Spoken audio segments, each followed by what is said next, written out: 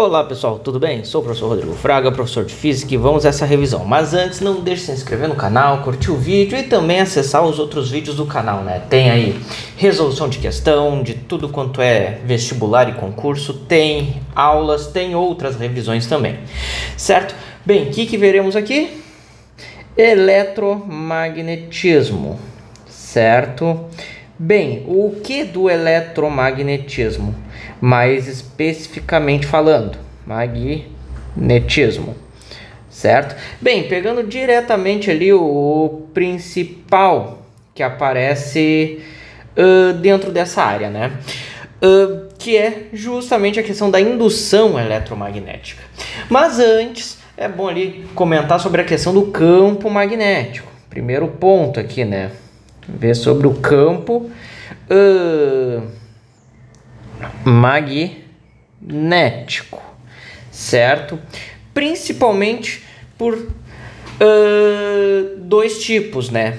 O formado por um fio, geralmente dito um fio infinito, né? Como é que funciona esse campo formado por um fio infinito, né? Fazer aqui a representação de um fio, certo? E por ele passando uma corrente elétrica, tá? De intensidade I, certo? Pela regra da mão direita, né, conhecida, certo? Temos ali a questão, bem, não consigo desenhar a questão da regra da mão direita ali, né, tentando fazer aqui, né, o que acontece, ó, dedão apontando ali para o sentido da corrente e a direção que fecha os dedos da mão, né, que fecha os outros dedos da mão, sentido do campo magnético. Ou seja, neste caso aqui temos um campo magnético nesse sentido, né, visto de cima, está no sentido anti-horário, né? Ou seja, isso aqui é um campo circular, rotacional. Se por um acaso abaixo aqui ou numa parte desse fio tivesse sido colocado, né, por exemplo, pó de ferro ou algum outro material particulado que seja ferromagnético, né, colocado aqui uma certa quantidade, certo, desse pó de ferro, o que aconteceria? Teríamos a formação de várias linhazinhas em volta, né, formando ali esse pó de ferro, formando um pontilhado ali sobre essa plataforma e em torno do fio, representando ali o que seria, entre aspas, o formato do campo magnético, certo? Cálculos aqui, claro, não chega a cobrar, mas é importante só enfatizar que esse campo magnético, em termos de intensidade, é μ0 e por 2πr, tá? O que é importante aqui? Só entender que esse campo, veja, ele é inversamente proporcional à distância do fio, ou seja, uma certa distância r do fio, esse campo, né, vai ficando cada vez mais fraco, proporcionalmente, ou seja, o dobro da distância, metade do campo, certo? E o outro tipo de campo formado magnético é o campo formado por uma espira, mais especificamente uma espira circular, né? Como é que seria esse campo da espira circular? Bem, teríamos ali uma espira, podemos imaginar aqui uma espira circular, né? Daí vai passar uma corrente elétrica por essa espira. Bem, aqui no desenho que eu fiz, a corrente elétrica estaria no sentido horário. E aí, novamente, a regra da mão direita. Só que daí, dessa vez, o que a gente faz, né? O que vai virar campo é o dedão, né? Vai representar o campo. E os dedos, a direção que eles fecham, que seria a direção da corrente. Neste caso, o dedão estaria apontando para dentro do plano aqui, ou seja, o campo aqui está entrando no plano da página, né? E aí, claro, aqui a gente consegue obter o campo no centro dessa espira. Aqui a fórmula é bem parecida, μ0i sobre 2r. No caso, não tem aquele fator π que a gente tem aqui em cima, né? Veja só, aqui temos um π ali no denominador, aqui não temos, Tá? Bem, visto isso, né, podemos ir direto ali ao que interessa, que é justamente a lei de indução, né, a chamada lei de Faraday-Lentz. Lei de Faraday-Lentz, certo? Que vai falar justamente da questão da corrente elétrica induzida, certo? Devido a uma variação de um campo magnético em uma certa região. Tá? Então, primeiramente aqui temos a noção de fluxo magnético, que é um produto de campo pela... um produto do campo pela área, por um campo magnético que passa perpendicularmente a uma certa região, certo?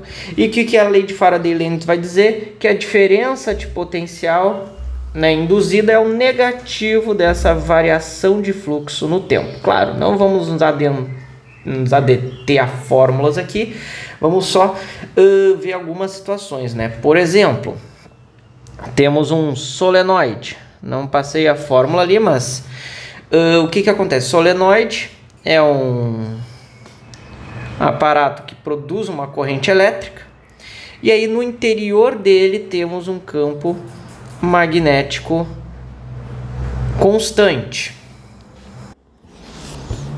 Mas bem, vamos supor que o solenoide não esteja sendo percorrido por uma corrente elétrica, certo? Está apenas ali parado.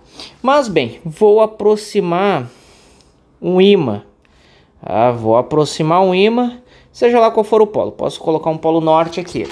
Se eu aproximar esse ímã, o que a lei de Faraday-Lentz vai dizer, né?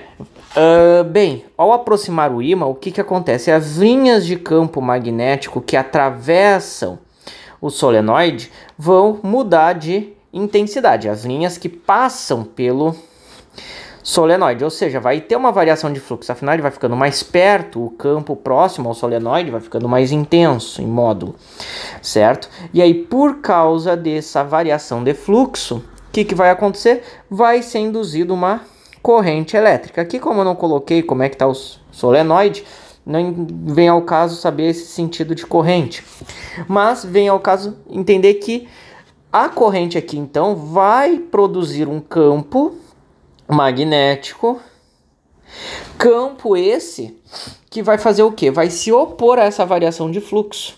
Ou seja, aqui neste caso eu teria um campo nessa direção, né? E esse solenoide todo seria representado por um ímã desse tipo aqui, né? Por quê? Porque se eu estou aproximando esse ímã e ele vai querer se opor a essa variação, ele vai querer fazer o papel de algum ímã que consiga se opor a essa aproximação, ou seja, um ímã que consiga afastar este outro.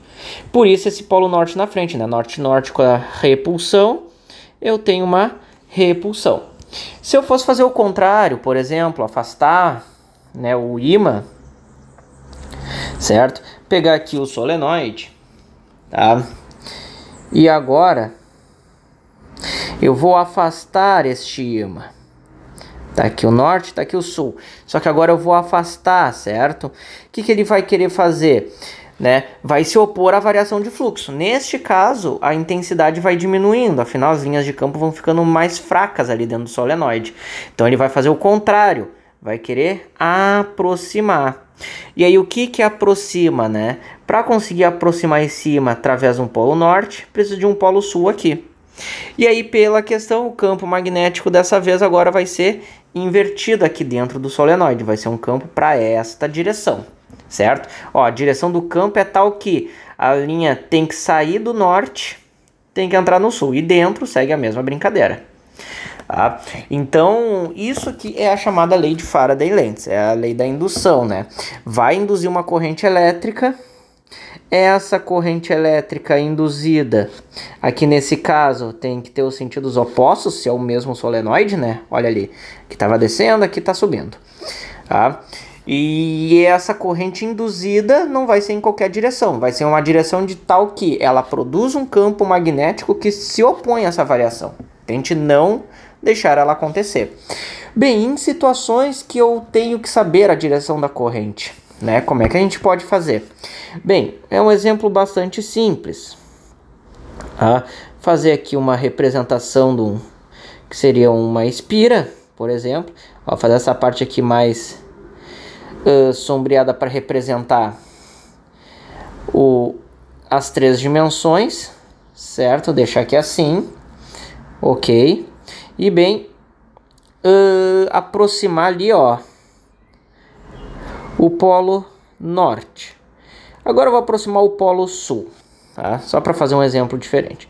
Então eu vou aproximar com uma certa velocidade, tá? Se é constante ou não, não vem ao caso. Bem, como eu vou aproximar, essa espira vai se opor a esse fluxo, vai se opor, né, a essa aproximação. Então vai querer fazer o quê? Vai querer fazer uma repulsão ali no meu ímã. Só que para fazer a repulsão de um polo sul, só se essa espira fizesse o papel de um ímã com o polo sul, né, voltado aqui para a direita, certo? E bem, pela questão da direção do campo, o campo tem que ser para esse sentido. Com a regra da mão direita, certo? Teremos o dedãozinho para cá, e aí a direção que fecha os dedos para essa, aí peço até desculpa pelo meu desenho muito mal feito, tá? Direção para cá. Então veja só como é que teria o corrente elétrica, né? Nesse sentido aqui, tá? Então teria o sentido aqui para quem está olhando deste lado num sentido horário, para quem está olhando deste lado sentido anti-horário. Tá? Depende do ângulo de visão que a gente está observando. E a regra da mão direita sempre aparece, certo? Se eu fosse fazer um outro exemplo, tá? Deixa eu puxar isso aqui tudo um pouquinho para o lado, que eu faço aqui do lado mesmo. Tá? Né? Se eu inverto, né, agora o polo dos ímãs, o polo do ímã, certo? Fazer aqui assim, fazer o sombreadinho de novo, tá? E vou fazer um pouco diferente. Eu vou colocar agora ainda, né, quer dizer, vou colocar aqui ainda o sul e o norte, só que agora eu vou colocar um afastamento, certo? Né? E aí com esse afastamento, veja só, para ele se opor a esse fluxo, ele tem que atrair para impedir o afastamento. Para ele conseguir atrair, só se esse ímã fizesse o papel de um ímã cujo polo norte está do lado direito aqui. E aí, pela regra da mão direita e o sentido do campo tendo que ser esse, agora a minha corrente inverte o sentido. Para quem está olhando daqui, está observando uma corrente em sentido anti-horário. Para quem está olhando daqui, sentido horário, certo? Mas bem, aqui são só um truque para a gente saber a direção da corrente elétrica, certo? Usando essa ideia de representar a corrente como um ímã, para a gente se encontrar, ok? Sem precisar fazer algum truque, alguma coisa, eu tenho que tentar visualizar, né? Conseguir fazer direto. Só que bem, o que é importante lembrar aqui, né? Que para haver corrente induzida, né? Observação, né? Para haver uma diferença de potencial induzida, que geralmente não se usa a letra U, né? Se usa a letra epsilon, mas eu vou usar o U aqui para não confundir, não incomodar. Para haver o induzida, deve haver variação de fluxo. Tá? Se aquele ímã estiver parado, bem, não vai acontecer nada, certo? Então tu precisa de uma variação de fluxo magnético, né? Colocar aqui fluxo magnético. Caso contrário, tu não vai ter nenhum resultado. Quando eu digo variação de fluxo magnético, é a intensidade do campo ou a área da região onde está entrando essas linhas de campo tem que mudar de alguma forma. Caso isso não aconteça, tu não vai ter indução ocorrendo, né? É a mesma ideia dos chamados transformadores, que precisam de corrente alternada para funcionar, certo? O que um transformador é? Ele transforma 110 em 220 e vice-versa, né? Só que como é que ele faz isso? Através de indução eletromagnética. Só que para fazer isso, tu precisa de uma corrente alternada, que daí gera um campo magnético alternado. Ou seja, tu vai ter um fluxo alternado, ou seja, um fluxo que varia. Certo, pessoal? Essa foi a revisãozinha aqui de eletrodinâmica. Espero que tenham gostado. Quaisquer dúvidas, postem nos comentários ou mandem sugestões. E bem, desejo a vocês bons estudos e até a próxima.